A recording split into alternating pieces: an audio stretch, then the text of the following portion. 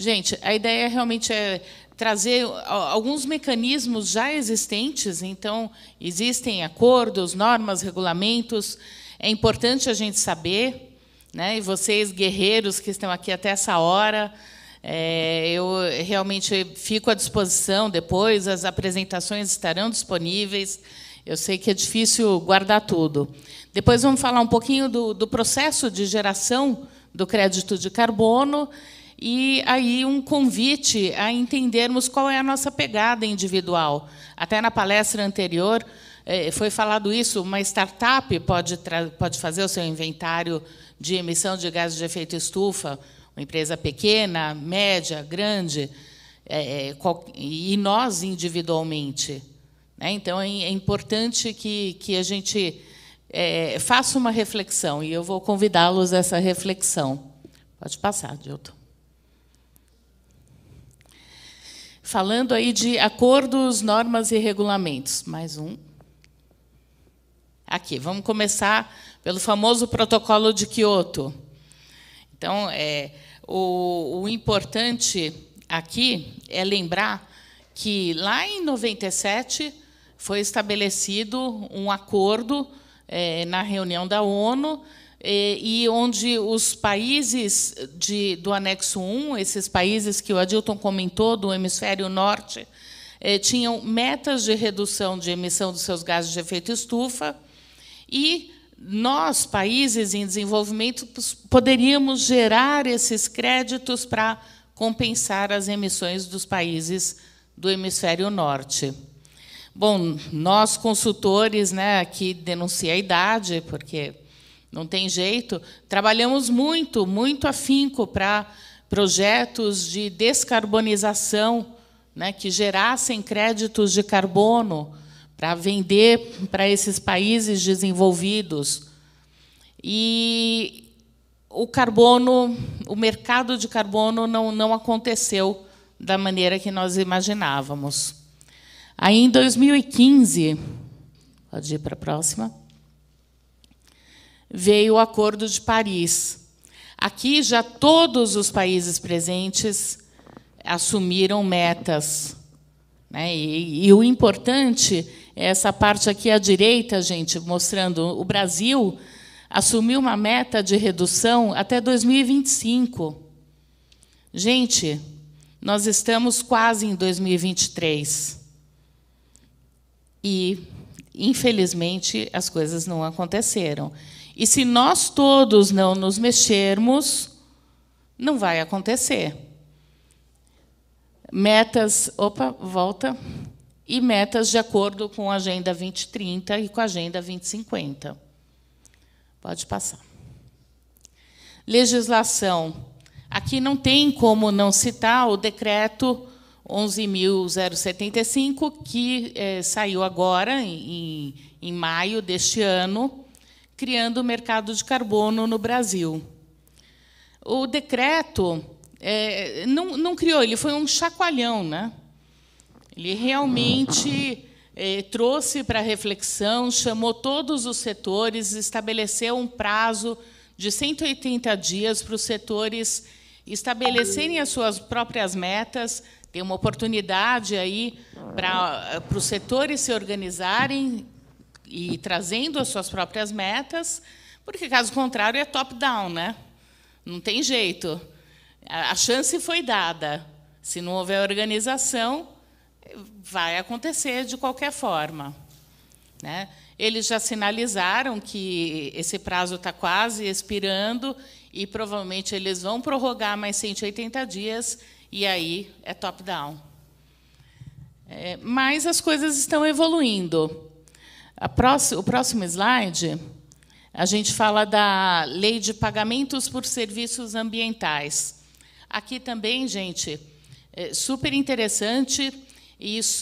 Essa lei é de 2021, e aí ela vem para remunerar tanto o carbono quanto a água, a biodiversidade. Por quê, gente? Esses são mecanismos legais possíveis para que seja mais viável economicamente a gente preservar a floresta, a gente preservar a biodiversidade, a gente preservar as nascentes, do que vender madeira ilegal, do que... Esse é o intuito. Né? O Brasil é muito grande para ser fiscalizado metro a metro. Né? Aliás, não é verdade, Carlos? É muito grande. Então, é preciso que tenha esses mecanismos legais para que nos ajudem e que torne mais viável aí para os proprietários.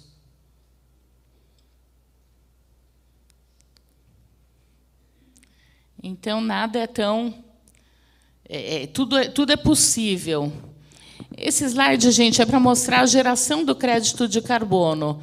Então, a gente tem o business as usual, né, como a empresa, a fazenda está produzindo nesse momento. A segunda caixinha a gente mostra, depois de um projeto de descarbonização, quanto que teve de desmatamento evitado, ou quanto que teve de redução das suas emissões de gases de efeito estufa. E aí, sim, na terceira caixinha, quanto gerou de crédito. Lembrando que tem o mercado voluntário e o mercado regulado. O regulado ele vai depender dessas metas. Então, ele ainda não está totalmente estabelecido no Brasil.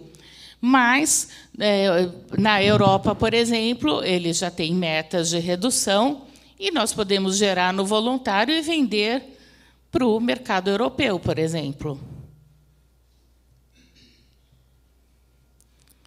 Aqui, lembrando que tudo isso precisa de mecanismos e camadas de controle, de segurança muito eficientes. E aí é onde nós entramos, nós, auditores, consultores, exatamente para garantir isso. Que a gente consiga, por exemplo, quando a gente fala de carbono, a gente fala de riscos. Um projeto quantas coisas podem sair errado, né? Não exatamente como a gente imaginou. Para isso, não é preciso contratar um seguro, Carlos? É importantíssimo. Nenhum investidor vai entrar num projeto desses se o proprietário não tiver contratado um seguro, porque pode acontecer alheio às suas intenções, né? E a gente está falando de projetos de 30 anos de duração. Então, é essencial. Existem mecanismos também para fazer a captação de recursos. São projetos custosos.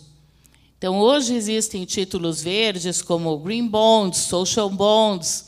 O Boticário falou do lançamento do Sustainability Linked Bonds. São bonds que têm que ter uma contrapartida ESG. Green Bonds tem que ter uma contrapartida ambiental. Social Bonds tem que ter uma contrapartida social. E assim por diante. Pode passar. Eu estou correndo, viu? Mas eu fico super à disposição. Gente, o gráfico à esquerda mostra a evolução de todos esses títulos verdes no mundo. Então, a gente está falando de 2021, já em torno aí de 900 bilhões de dólares emitidos. E ele está distribuído entre Green, Social, Sustainability Linked. Né? Então, é interessante. Projetos de crédito de carbono vão desde substituição energética por energias mais limpas, toda a eficiência do processo produtivo, né? E a gente também tem o projeto aqui, a menina dos nossos olhos, que são os projetos de desmatamento evitado, da gente manter a floresta em pé, ou da gente reflorestar, quando nem existe floresta em pé, né? Pode passar. Gente, um projeto desse numa floresta, no nosso caso é Mata Atlântica, tem um processo. E em cada caixinha dessa, não é para ninguém decorar, mas cada caixinha dessa envolve pontos de controle. E aqui nós entramos novamente. Então, quando a gente fala da primeira caixinha, de fazer o pré-projeto, né, de desenhar ali o PDD, a gente está falando que é super importante conhecer a cadeia dominial, entender se aquela propriedade é, de fato, propriedade, porque Brasil a gente conhece, né? É muito complicado, os nossos cartórios não são interligados, então tem terra registrada num cartório de um município e no outro também por outro proprietário no município vizinho. Então, às vezes, tem que voltar até para as capitanias hereditárias. Assim nos falaram os nossos jurídicos. E, às vezes, tem que voltar lá atrás para conseguir entender para quem passou, para onde foi e tal, e entender toda a cadeia dominial. E isso é super relevante, gente. O nosso crédito, a gente está falando de controle, porque o nosso crédito tem sido vendido a $5 por tonelada de carbono equivalente, sendo que tem um potencial para ser vendido a 40. É essencial ter esses pontos de controle. Tem que ter seguro. E quando a gente fala do processo, a gente está falando de toda a conformidade regulatória, a gente atenta para isso, porque é super relevante, isso vai depender e vai defender a qualidade do crédito lá na frente. Né?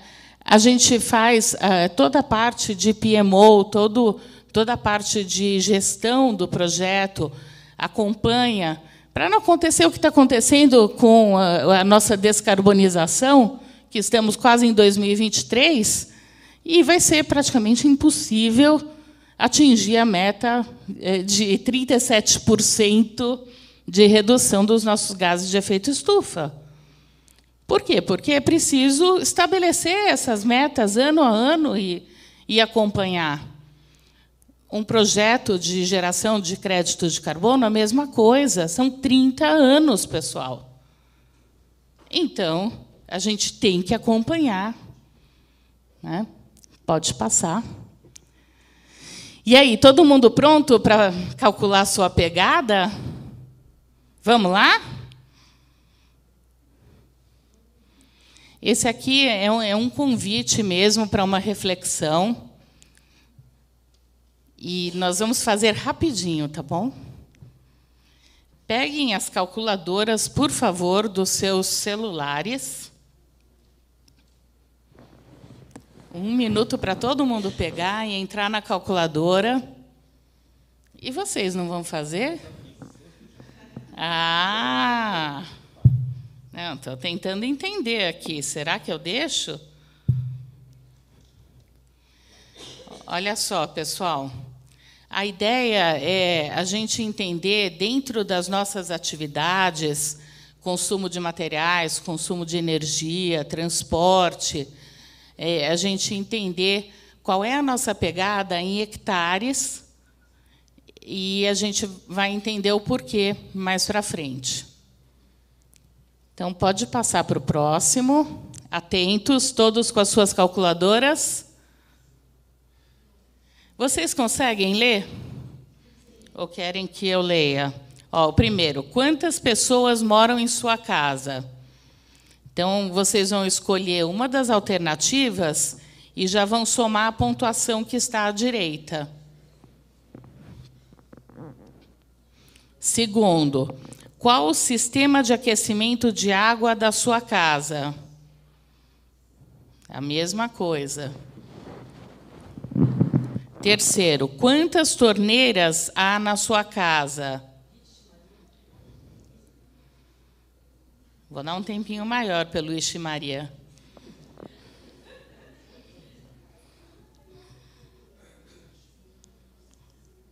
Em que tipo de moradia você vive? Apartamento, 20 pontos. Casa, 40.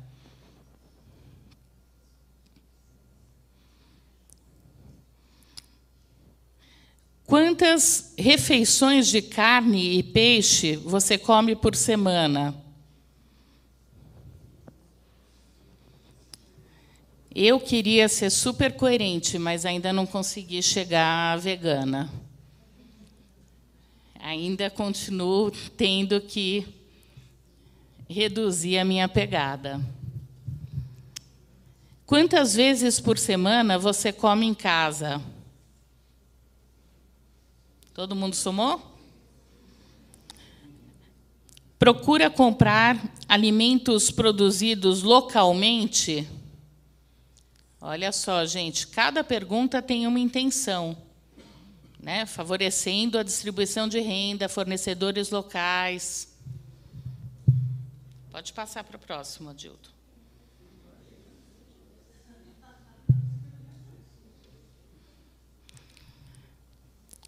Procura reduzir a produção de resíduos?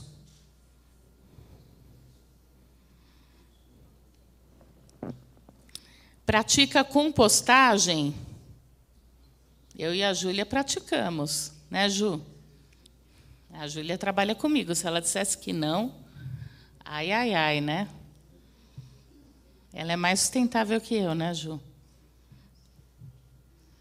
Você faz coleta seletiva? Então, somando. Quantos sacos de lixo de 100 litros sua casa produz por semana?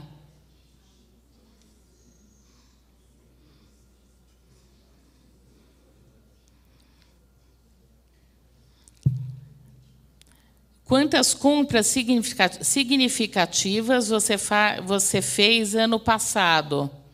Exemplo: TV, computador, móveis, carro.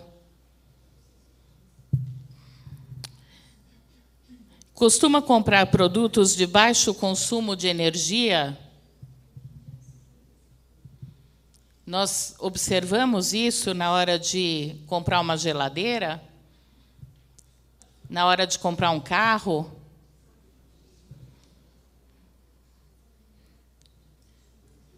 Pode passar. Última, gente. E aí a gente já vai à conclusão. Transporte. Que tipo de automóvel você tem?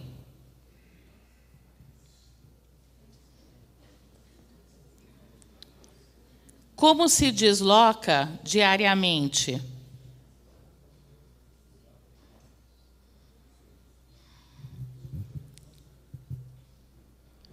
Quantos quilômetros tem que percorrer de carro para se deslocar?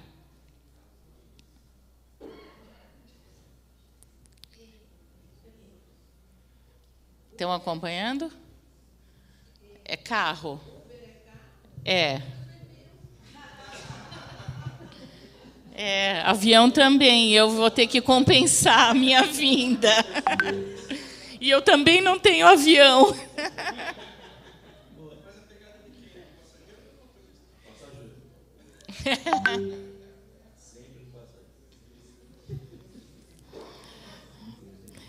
Para onde viajou nas últimas férias?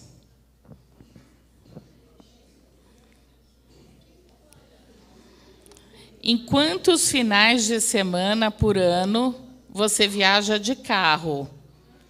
Mínimo de 20 quilômetros de distância.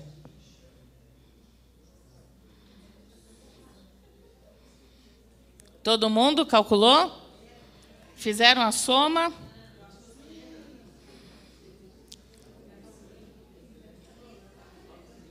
Então, vamos passar para a conclusão. Olha, gente, essa aqui é a pegada. Até 75 pontos, a pegada está em menos de 2 hectares. Entre 75 e 150, entre 2 e 4 hectares. Entre 150 e 400, 4 a 6 hectares. Entre 400 e 600, 6 a 8 hectares. Entre 600 e 800, 8 a 10 hectares. Gente, normalmente, quando eu faço, todo mundo fica ou no terceiro nível ou no quarto. Então, eu quero ouvir de vocês. Tem alguém até 75 pontos? É. Nunca vi também. Entre 75 e 150. Tem alguém? Entre 150 e 400. Ufa! Ufa! Entre 400 e 600. Gente, tem alguém de 600 e 800?